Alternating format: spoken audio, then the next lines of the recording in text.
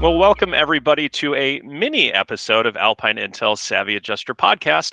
I'm your host, Chris Nichols. This is a quick follow-up to our last episode, Plumbing Losses and Subrogation. If you haven't had a chance to listen to that episode, you can find it, of course, on your favorite podcast platform. Today, I am back with the guests from that episode, professional engineer and master plumber Adrian France, and Alpine Intel's Chief Operations Officer, David Riggs, to talk about how a product failure claim can progress through an inspection. Adrian and David, thank you again for joining us. Thank you. Thank you, Chris. So we talked a little bit about how to protect evidence and the integrity of the inspection in our main episode, but now let's really drill down about the actual process. So it starts with a policyholder. They have a failed product and files a claim. David, let's start with you. What are the first steps an adjuster should take when receiving a product failure claim? Yeah, on the earlier episode, we talked a little bit about high level, but what I wanted to kind of do here is really break down, like what are the decision points throughout that process, and what are things that our customers are often trying to consider and rationalize as they move forward throughout it. And so, yeah, we mentioned, hey, there is a first notice of loss. Policyholder has interior water loss within their home. There's a water mitigation company out there that's going to shut off the water, make sure that the water gets under control and begins the dry out process as that goes forward. And then, as they do that, they'll begin remediation efforts as well to get the property back to normal as quickly as possible. The field adjusters or whatever vendors you have out or our customers have out on site, they have to think about, ask themselves a few different questions as it comes to product subrogation. One of the things is that, did this water loss originate in a product? Yes or no. That's kind of step number one. If it did, and the product failed, the second question is usually, is it within 10 years old or not? Now, 10 years old is a very rough term. And the reason I say that is because some states have something called the statute of repose. And so that's a legal term that basically says, very rough terms, if it's beyond this age, it's really challenging or difficult. You can't really go after a manufacturer and there's different levels, whether it's an installation or manufacturer. The manufacturer's number of years is usually a little bit longer than an installer's. And so if it's beyond that, it's going to be challenging to pursue subrogation. And so most of them are 10 years-ish. The other thing too is that if the product, what I call catastrophically failed. And so that is, it's a water carrying device, that thing ruptured and water escaped everywhere. Products are not supposed to do that. Products can stop working. They're not supposed to catastrophically fail. And so a good example of that is product failure we get a lot is water filters, say within a refrigerator or underneath your sink or something like that. And they have it's a water filter canister that says, hey, you're supposed to replace that every 6 months or 12 months or whatever it might be. And so people are like, oh, well, we're just supposed to replace it. And you left it in there for 3 years or whatever it might be. Well, the product is still supposed to, per the standards associated with that design, has to withstand a certain life. Now, the optimum water filtering capabilities, to filter out taste and minerals and all that, the water filter might get dirty and old, but it's going to stop working. So it's not going to stop filtering the water as well as it did before after about 6 months. But it shouldn't catastrophically fail and flood your home if you forget to take it out. And so that's a good example of, hey, did this thing catastrophically fail? Is it within 10 years old? And one thing that people do in the field a lot is they're like, well, can I identify the manufacturer? And even if you can't, or you can, it's good to document it if you can, but if you can't and you send it to get investigated, a lot of times they can figure out who the manufacturer is. They're able to look at things that are unique characteristics about it and certain other aspects. Our experts that we have at CTL, let's take fire debris, for instance. If you just had something that was completely consumed and it was an appliance, they can quickly look at it, and based off of how the metal is stamped, how the metal is shaped, different curvatures of the appliance and certain things like that, they can tell you exactly who manufactured that. And then there's other just, markings and characteristics on the appliance that allows you to figure out what that is. And so, determining the manufacturer is important, but it's not necessarily critical at that step. And so those are things that the people on site should be considering, and or the desk adjuster be considering, is like, hey, is this something that we want to pursue an investigation on or not? In either scenario, whether you have a small product or a larger product, the component testing lab has also created Loss Logistics, which is their in-house logistics shipping service that can handle the small shipments of those for you, maybe using traceable means, or they'll do the shipments themselves, in which they have a nationwide network of W2 drivers that go out directly to the loss location, collect the evidence, package it.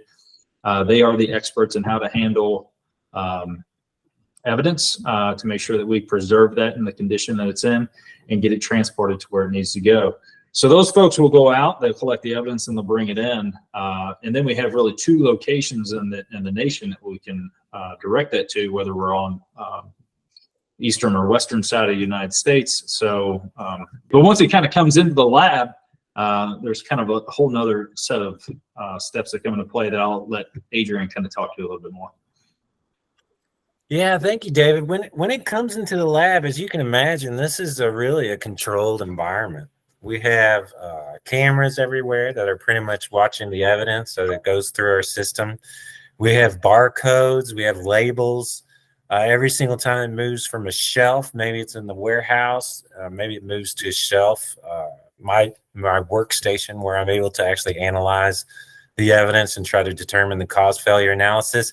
We really know where the package is at every moment in the way. And then in addition, let's say Dave was talking about a dishwasher. Let's say the dishwasher comes in and something simple, like let's say the supply lines might be falling over the edge. Well, then the right thing to do, we go ahead and we wrap that dishwasher. We wrap it up with plastic in order to be able to make sure that everything is contained. Everything stays with that dishwasher, and then we don't change or alter the evidence in any way as it's going through our system. And really, so a typical day for me is after I'm able to request the evidence from the warehouse. At that point, it's then at my workstation, and then I'm able to document. Typically using my camera is a wonderful way in order to document the evidence that comes in.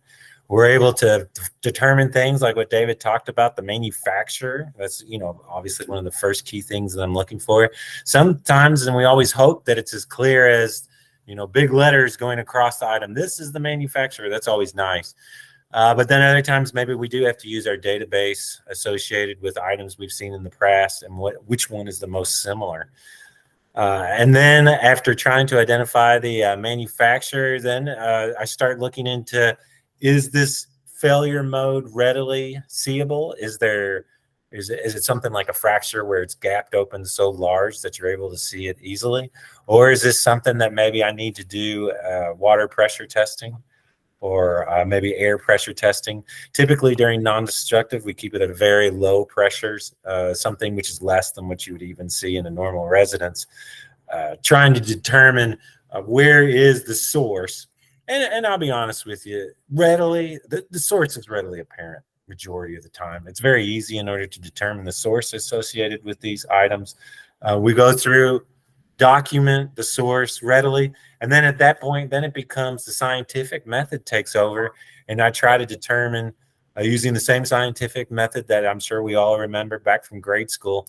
But then in litigation, it becomes very exact and prevalent method in order to try to determine, with my opinion, what is the cause of failure. We talked about in the previous podcast. Typically, we're in something along the lines of a manufacturer's defect, installation error, abuse, freezing, something like that is very often the final version associated with the failure analysis that I perform on these kind of topics. And then I go through, If I'm needed to write a report, which is often the case, then I go through and write a report. If not, and maybe this is something that needs a little bit more hand-holding, maybe it needs a verbal associated with it, that's fine too. We then get on the horn and communicate with who we need to communicate with, and try to just basically say, hey, look, it is what it is. That's what we try to determine. The next steps, for that can kind of vary. It can vary based off of what's the severity of the claim. It can be based off of, what type of relationships that carrier might have with, the other parties and things of that nature. Is, the next step might be, hey, we want to send a notice to whoever the responsible party is and see their willingness to engage in this, either positively or negatively, and that sort of thing. But the other thing to look at is, like, when we talk about, again, handling the volume and the frequency of these types of failures, most people are challenged with, how do I do this in an efficient manner? And so for some carriers, they can handle all of that themselves. A lot of times you'll want to group similar type of processes together. And so a lot of folks will do a partnership with other folks, not us. They'll work with other maybe subrogation firms, recovery services, and other types of third parties to really assist with that. So it might be that if I'm a subrogation department, I might be really good at something, handling these one types of losses, but I'm not really good at these others. And so I might outsource those to somebody else. And there's a lot of different firms out there that you could use that would be able to assist with that.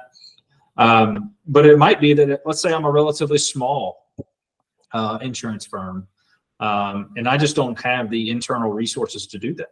Not only that, I probably don't have the frequency of failures to really try to get anything efficient off of that.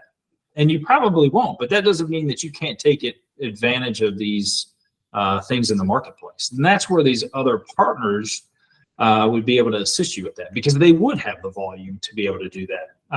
And I will say, everybody kind of specializes in certain different things. So, like, certain manufacturers have put work and effort into certain types of things, and so they're kind of known as that type of work. And then so on and so forth. They each have their own little specialization aspects. And so, don't let that be a roadblock for you to be like, hey, that's all well and good. We could do all that stuff on the front end, but if we get this report, we don't really know what to do with it next. Once you kind of go down that path and you make those claims to whatever party that might be, then you'll continue to work that. That other party will likely want to take a look at the evidence. They'll either do that at our facility here, or if you want to relinquish the evidence to them, you can do that. Just know that you may not get it back. And so there's a variety of different things you can do there. But then, once they kind of take a look at it and they can assess, then folks can kind of determine, what's reasonable from that standpoint on, from a financial standpoint, depending on what the failure mode is, what's the characteristics about the claim and all that sort of stuff. And so there's a lot of different other aspects associated with the subrogation that's well outside the scope of the component testing lab, but really it all kind of, a lot of it comes into what is that failure mode and the cause of that failure mode. So, once you get into that, again, if it's large enough or if it's significant enough that it goes into litigation, we are there to really kind of support our findings. We'll defend what that is and provide expert witness testimony, whether that's just going through interrogatories, or whether it's going into a deposition, or whether it's going into trial. And so our experts have really been through all that, and they have experience in doing those types of things, and kind of going through that nature. So, and then at the end of the day, hopefully everything would work out the way that it's supposed to work out for all parties, and they continue to move forward. And one of the things that Adrian mentioned at some point is that this whole process is actually a good thing. Some people will say, oh, well, this is you're making it more difficult for certain manufacturers or installers or whatever else it might be, or anything like that. And I would say, hopefully we're giving visibility to not only our customers and the insurance company, so that they can look and recognize what are the failures, what are the potential risks that are out there, and be able to identify that on the front end so that we can prevent it from ever occurring. And then the thing that's very visible that we've seen over the years of doing this for so long is that we feel like we've helped change the way products are made. And so products are made better than they were, say, 20 years ago. They recognize the failure and say, hey, we can't do this anymore. We've seen that with, plastic molded injection parts. And so, manufacturers would do things a certain way and they'd be like, no, that's not any good. And they would come back. So in a way, I can imagine the struggles within the manufacturer where somebody's trying to save some money and another one's like, no, we need to do it like this. And so if they start having some issues, the guy's like, I told you we should have done it like this. It's not as, we can't crank out as many as we did before, and we might have to pay a little bit more on cost, but we'll make it up on the back end. And so it's able to help that whole product life design cycle to make sure that products are made better moving forward, which is good for everybody. It's good for the manufacturers. It's good for the insurance companies. It's good for the homeowners. It's good for everybody. So sure. Well, long story short, we are here to help. So please reach out if we can be a part of any claim that needs help. And again, a big thanks, Adrian, David, for joining us for this mini episode. During the next Savvy Adjuster podcast, my co-host, Whitney Bowles, will moderate a discussion on the basics of hail damage in engineering and HVAC claims. If you're interested in obviously learning more about subrogation and plumbing losses or getting an expert assessment on product failure claims, make sure to check our show notes for additional Alpine Intel resources. Thanks to all of you for listening, and we will see you next time.